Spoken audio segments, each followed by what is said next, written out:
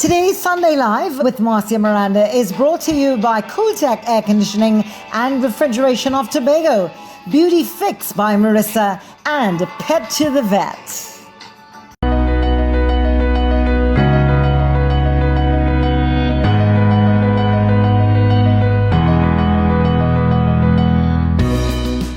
Hi everyone and good afternoon. Welcome to Sundays Live with Marcia Miranda. What a lovely Sunday afternoon, and it's nice to have you on board.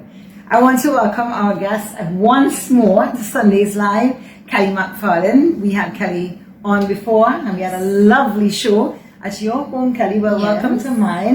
Thank nice you. To have you. Nice to be here. And we had such great feedback, wonderful, awesome feedback when you were with us the last time. So yeah, I know we're gonna have a good time today too. Yeah, sure. Thank you to our audience out there. And today's show is a very special show because we're gonna delve into something that's really, really intimate today.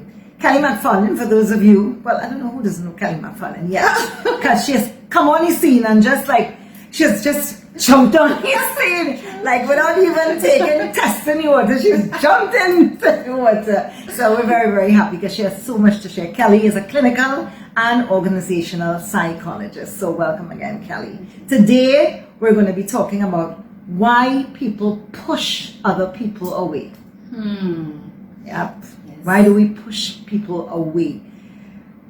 Most of us have been there at some time or another in our lives, in our intimate relationships or friendships with our family members, our co-workers, our bosses even. And the other person is showing interest in you.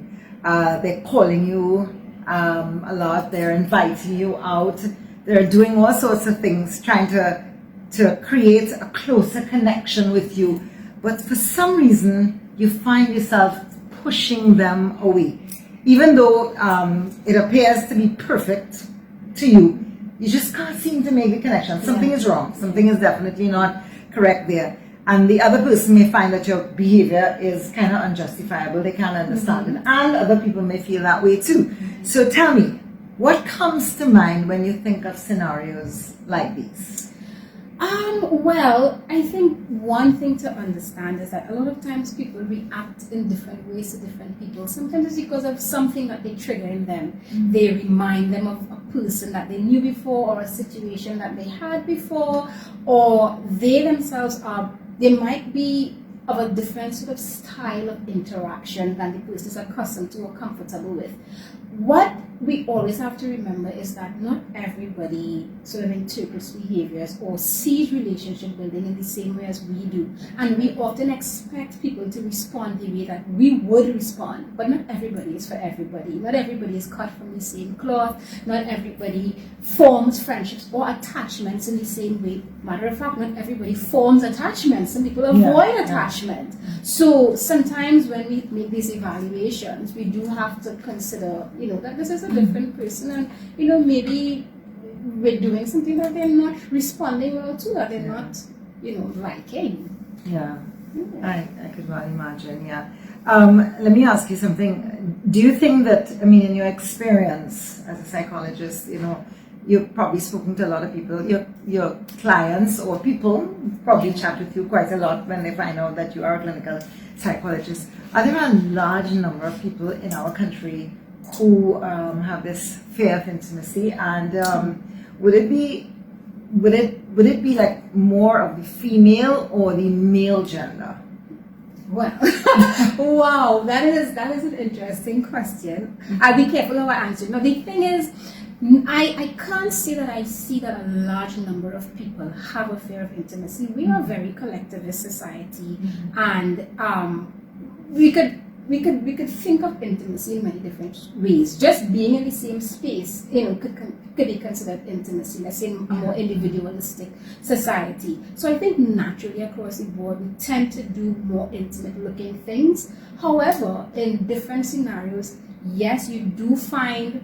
Now, when you ask me before, what's the first thing that comes to my mind? What actually comes to my mind is ghosting. You know what ghosting is? Tell us about it. So ghosting is whereby you start interacting with somebody, usually in a relationship type way, in a romantic way, and then they suddenly disappear. And I mean, they stop messaging, they stop calling. Our audience members are laughing. They're suddenly busy, you know, so they've ghosted. And I mean, people do it in a business as well, or other scenarios, and they call it ghosting. They've turned to a ghosting disappear.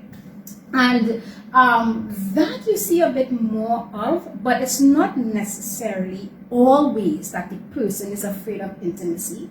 It might be that one, we might have read cues wrong, and sometimes we have to check ourselves at how much we're pushing, or two, they were never interested in precisely what you're interested in, which is forming a deeper connection. And not everybody that steps into your life actually wants a deep connection. Sometimes people just come in to feel out what's going on over here in Marcia land For a season. for a season, exactly, and then they get caught up somewhere else. And so it's obviously not a nice way to interact with people, but people do it. It doesn't always mean they fear intimacy. They're just not interested in that level of intimacy with this particular person. So does that mean there are going to be fewer marriages, or they're just going to be ghosted marriages? No, not necessarily. It just means that we see more of that until people are ready. Because there's less taboo around dating. Okay. Dating All more right. than one person and that sort of thing. Oh, and okay. that's why we might consider it, you know, Okay, so I what get is that it. behavior like? What is that mating? What are the mating rituals of now as opposed to the mating rituals of 20 years ago, 30 years ago? Yeah. Somebody comes into your life, all right? And regardless, you know, you have your values and your principles that you were brought up with. And you find that person is overstepping your boundaries, right? They may not think so because they believe differently. They feel differently about relationships, as you say, because everybody has their different angle at how a relationship should be, you know. And because of your stories and your beliefs about who you are, about yourself, and because of perhaps some of the experiences you may have had in the past in your life, in your childhood or whatever, you know, things like, you know, like letting somebody beyond that boundary, allowing them to step over the boundary, is almost like sabotaging yourself, you know. In your head, or in your head, actually in your head, you know. And you know, and then you start asking questions like, you know, why am I allowing this? You know, why am I allowing this person to do these things to me? Why am I allowing this relationship to continue? Is it because I feel that personally I don't feel I'm good enough? Maybe I'm not worthy, so maybe I should let them do what they want. You know, I'm not pretty, I'm not smart, so maybe I should be just happy that, you know, this person is, you know, I don't know. So this is in terms of toxic relationships, somebody who is really overstepping boundaries. Yes. Yeah. So yes, certainly. One, as you said, it could be some self-esteem issues. It could also be what has been modeled to you that relationships look like. What's okay for a man or a woman to do in your life. You may view it as overstepping a boundary because it's a boundary that you know, oh, no way would I allow X, Y, and Z. But they may not view it as overstepping a boundary. They may see it as this is normal. This is how men and women interact. This is how couples interact. You know, so a lot of times it's just about really getting into that person's mind and understanding why. But then if you're not happy, the real question is not just why am I allowing this person to do that? Why am I allowing myself to stay in this unhealthy place in my mind? Why am I allowing the things that are making me unhappy to continue to make me unhappy? That's the bigger question, because I can move from this person who has made me unhappy and straight to another person who does the exact same thing. So it's not just the person. You have to look within yourself. Why am I not taking care of me? Why am I not valuing me enough to say, okay, I have boundaries, and not only do I have boundaries, but my boundaries will be respected, and this is how that would look. Yeah. But let me ask you, so what is the conversation that you can have with someone when you're in that kind of scenario? Yeah. How do you go about? When you have a friend who's like that, or you're the person? If you are the person involved with someone and that person is overstepping your boundaries, right? And you're beginning to feel like, you know, maybe the person's a great person, you know, but you're beginning to feel as though they're moving a little too quickly. You feel like if they're pushing themselves on you and that sort of thing. You know, how do you have that conversation? Okay. So the conversation technique or layout that I usually give people for communication skills and so on is this. I understand that you need or like or feel or want or are accustomed to X. I need or feel or like or am accustomed to X. And they aren't, these are two things that are clashing. So what I suggest is, so I understand that you really are marriage minded, or you really want to establish something serious right now, or the opposite. I just after relationship, I require a year, or whatever your position is. So now we've formed it out that there's a difference. So here's what I suggest. Let's limit conversations to once a week, whatever your boundaries or whatever it is that you want, and let them say if they accept it or not. At the end of the day, you have your things that you will accept, that you want, that you can live with and cope with, and they have theirs. Now, if you're with somebody that you can't have these kinds of conversations with, that by itself is a problem. Yeah, that's a red flag. You don't just pander to some or fall into somebody's idea of who you need to be and what your relationships need to look like completely. I mean, there is compromise. We're not talking about that. In extreme cases, right? Just because it would make them happy and you're not happy, then you're not happy then, and you're going to continue not being happy because there will be other things that you can't talk about. So you want to be with somebody that you can communicate well with, and that they will be open and willing to hear you out and accept some of what you need. And hopefully not tell you to get over it. Yeah. It's the past. Of course, It's the past. exactly. Leave the past in the past. Yes. You know, sort of thing. Yeah. So we're chatting here with Kelly McFarlane, and she's a clinical psychologist and organizational psychologist.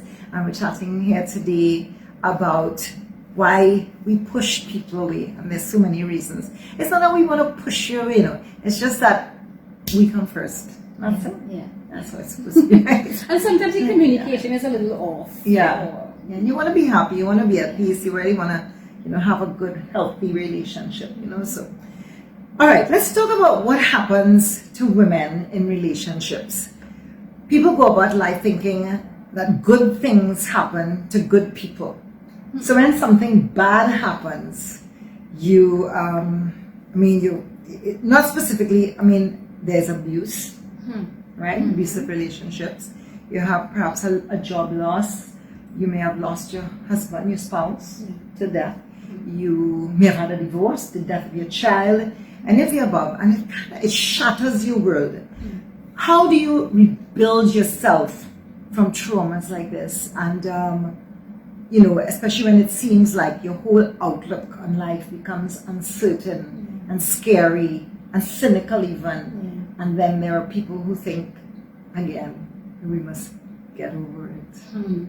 Well, first of all, let's normalize that response.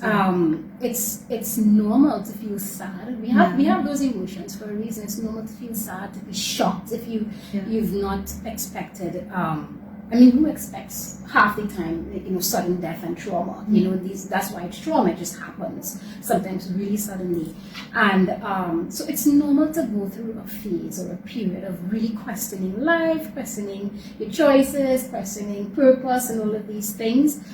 If you see that prolongs for a long time, let's say months are passing and you're still feeling that way, then perhaps you need to kind of get it off of your chest, get it out of you. It's a psychological purge. So not that grief ever necessarily goes away completely. And by that what I mean is that you could still miss a loved one without being, totally grieving. The way you feel the day that the person dies and 10 years later will be different. It doesn't mean you don't miss them. Yeah. But your ability to function is what we're looking at. Right? So the day somebody dies, you may not be able to go to work, you'll be very tearful. May not, because people respond differently to these things. Some people get real active, right? But whatever the sort of impact is on you, it's not supposed to last forever. It's not supposed to last for months and years and either get worse or stay the same. What that might mean is that there may be something a little deeper that's now happening because of it, and you need to sort that out. You can start by talking to loved ones that you trust about it, and if that's not getting you much or enough relief, then you might need to seek a professional to help you figure out, well, what is the depth of the trauma, what is the depth of the hurt and the pain that you need healing for. Looking for the best in air conditioning and refrigeration installation and service? Call Cooltech Tobago at 639-4018. Cooltech, keeping Tobago cool.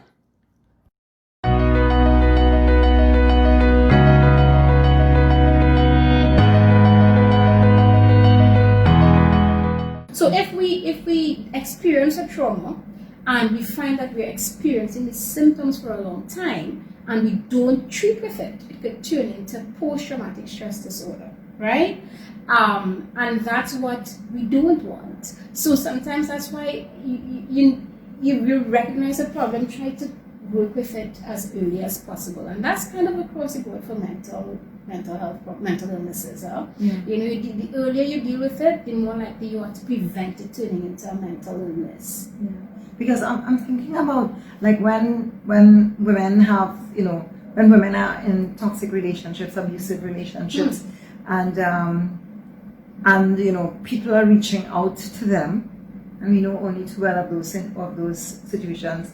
People are reaching out to them. They're trying to get the truth from them, and they just will not talk, and they just keep things to themselves. And why is it? Is that because they think that perhaps things will get better, or they're afraid that that perhaps sharing it with their friends will probably get involved and it may be dangerous for them? All of the above, also judgment, also fear of the person that is the abuser, also the fact that, yes, I know that telling you this would encourage you to get me out of this situation, or the only reason I'll tell you this is because I need to get out of the situation, but I don't feel like I can survive financially, I don't feel like my children will survive, I have too much at stake bound up with this individual, so I'm not ready for that. Some people just accept that sort of treatment for different reasons, and so many reasons, and that's a question that a lot of people ask: why don't you just leave? Why don't you just leave? Why don't you just leave? There are so many reasons, and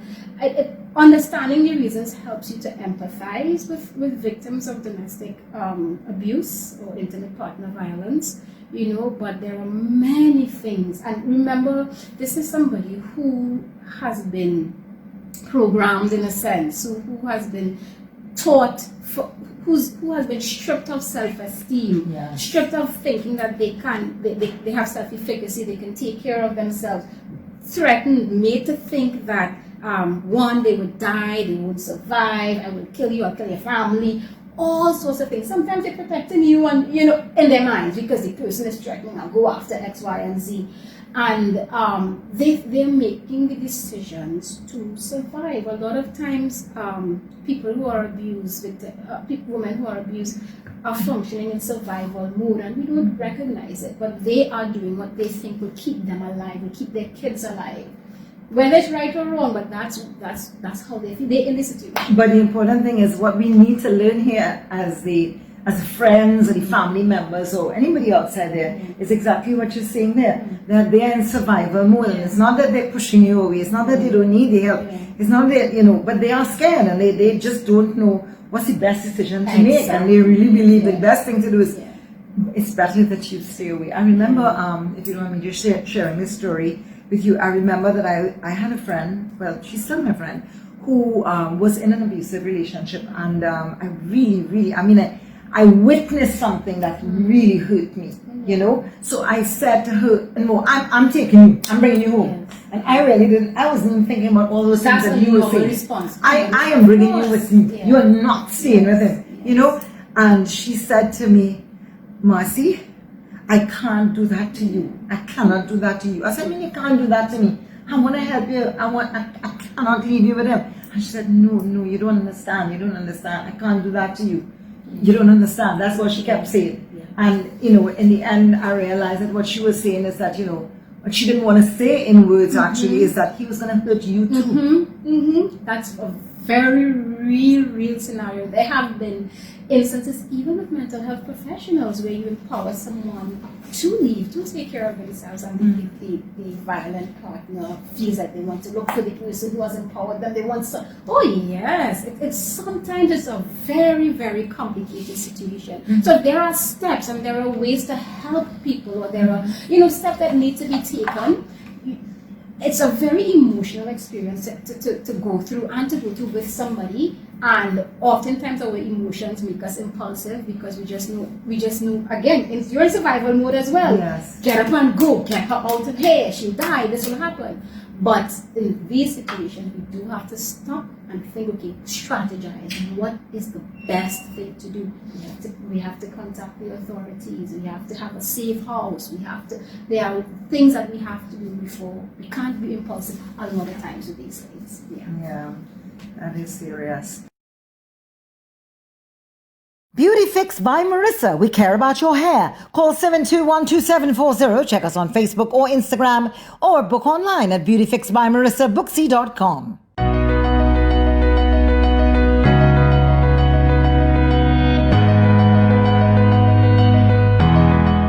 Okay, so now with regards to intimacy, to have intimacy, you have to have some kind of vulnerability. Yes. Yeah? Correct. Right? Yes. If you're not allowing vulnerability, how does it affect the relationship? I mean, because I sometimes become critical, and I'll share this with you. I become critical sometimes of people who are trying to bond with me. I question their motives of trying to be close. I wonder, do they really care about being my friend, or do they just want to associate with me, or they're pretending to be my friend, But I know that the way I think is the way I feel, and that just may be influencing my behavior, and by extension, the whole relationship, And again, I'll give you an example. I had a close friend, a good friend, who, we spent quite some time together. And it turned out that she was a bit toxic, and it became very dangerous.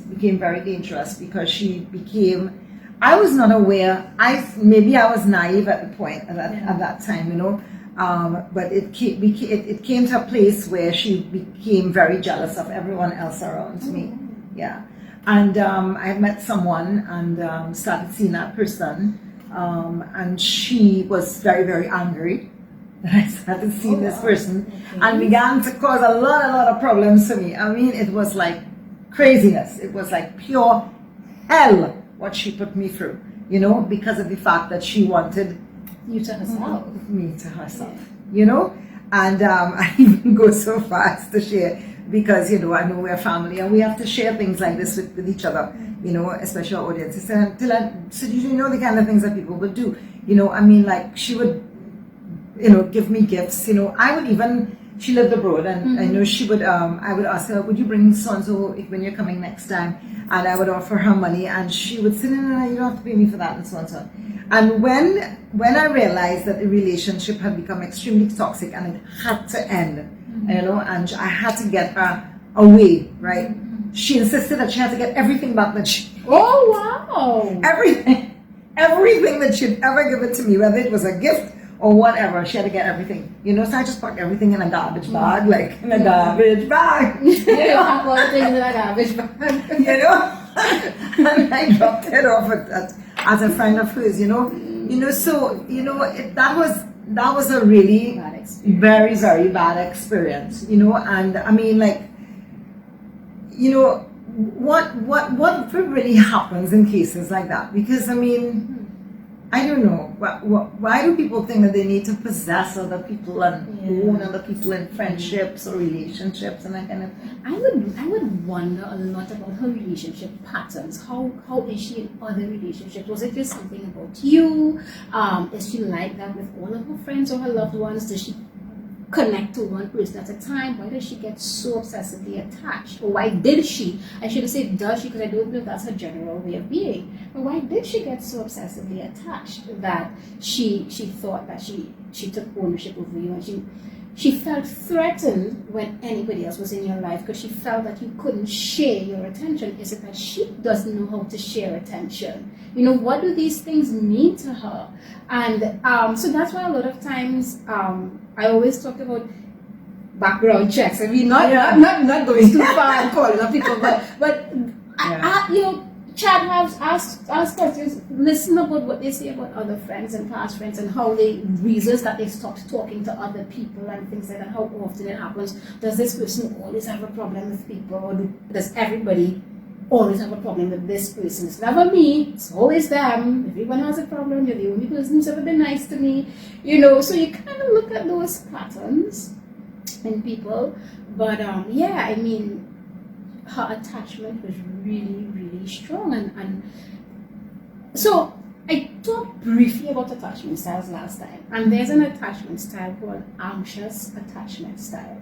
And where that comes from is, as a child, anxious, preoccupied. As a child, if sometimes your cries for let's say love, affection, feeling, etc., sometimes they were taken on and sometimes they weren't. So you've learned love to be inconsistent. Sometimes those people grow up to be very anxious in relationships, and by anxious I mean they're not tapping their fingers when they're around you, but somewhere psychologically they feel they must protect you from leaving them, because the next thing to happen is the next time I call you for a bottle, you're not going to be there. So let me hold on to you.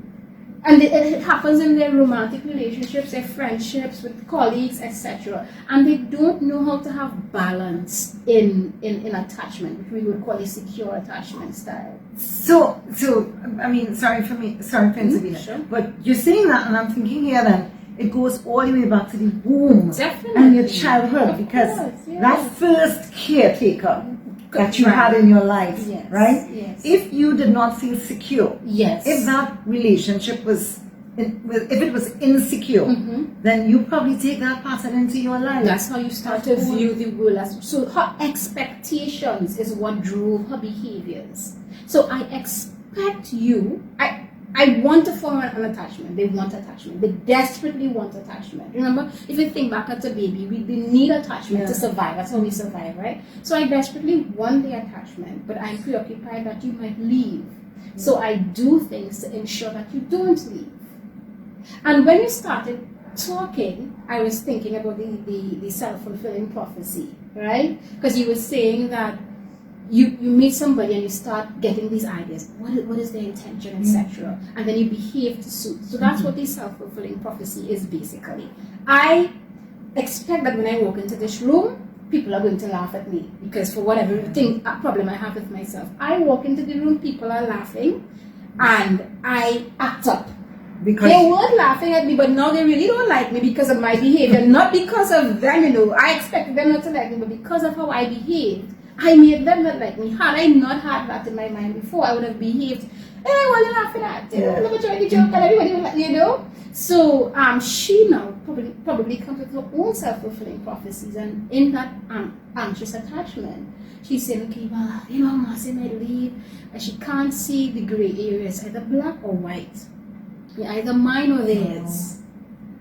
So she has her own sort of exploration to do, and that would come from lots and lots of feedback, because she may not recognize that she is doing something wrong. She might see herself as a victim. She may not recognize that her behaviors are what are driving people away. She might have her own prophecies that people don't stay, and continues to perpetuate her behavior, never stopping to say, oh wait, I am playing a part in this. This is the part that I'm playing. This behavior is not normal. This is all I know, but it's not normal. Maybe her mother was over there.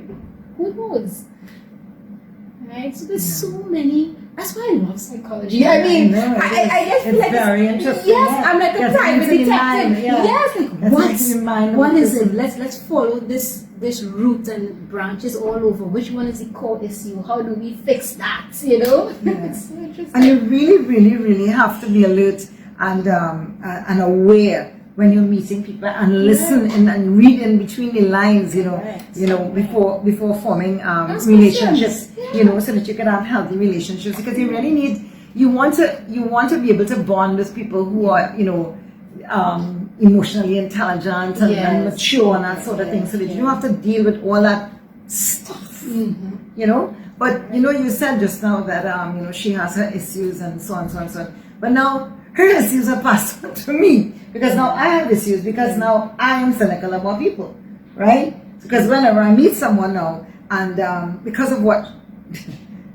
how she acted in the beginning of the relationship, just wanting to do everything and be there for me and bring gifts and all this other thing. From the time somebody comes into my life now and they start acting that way, red flag. Yes. And that person might be genuine.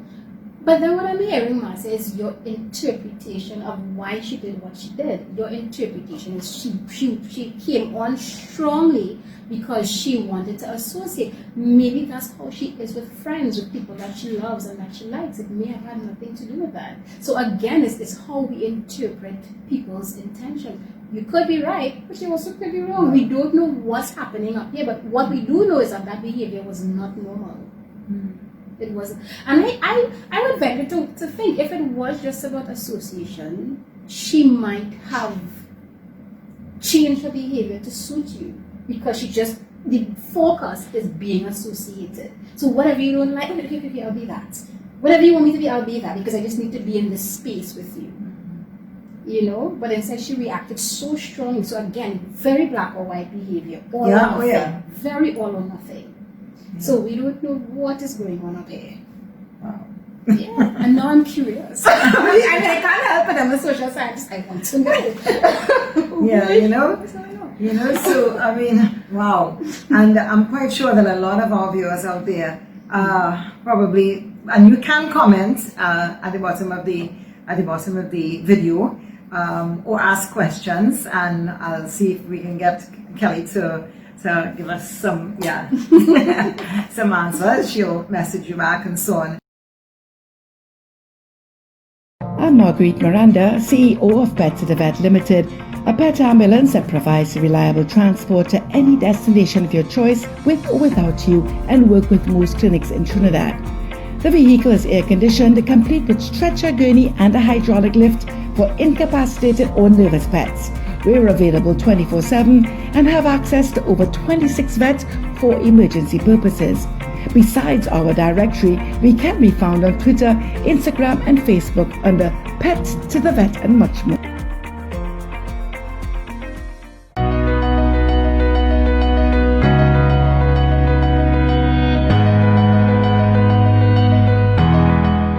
So you could probably take this moment and give our audience some information about your where they can contact you.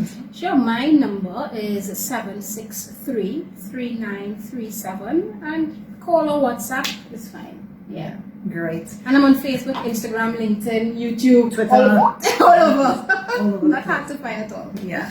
So we've learned quite a lot here this afternoon from you. One of the things that that stood out to me is the fact that people who push people away actually set up these barriers to limit connections simply because they do not want to be hurt again. Yeah, very often. Yeah.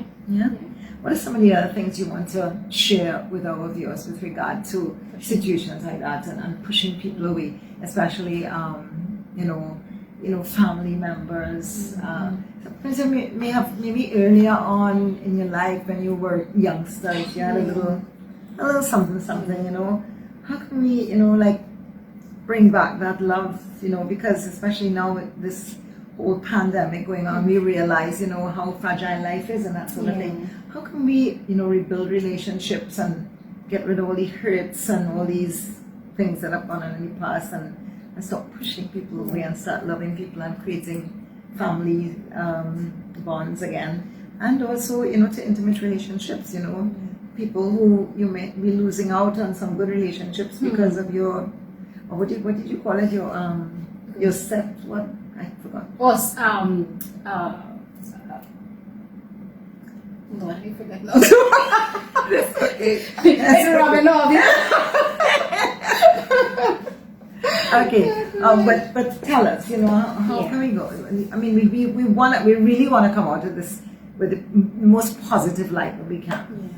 Well, somebody has to start the conversation. So even that dialogue that I gave you, where you state their need, state your need, you meet somewhere in the middle.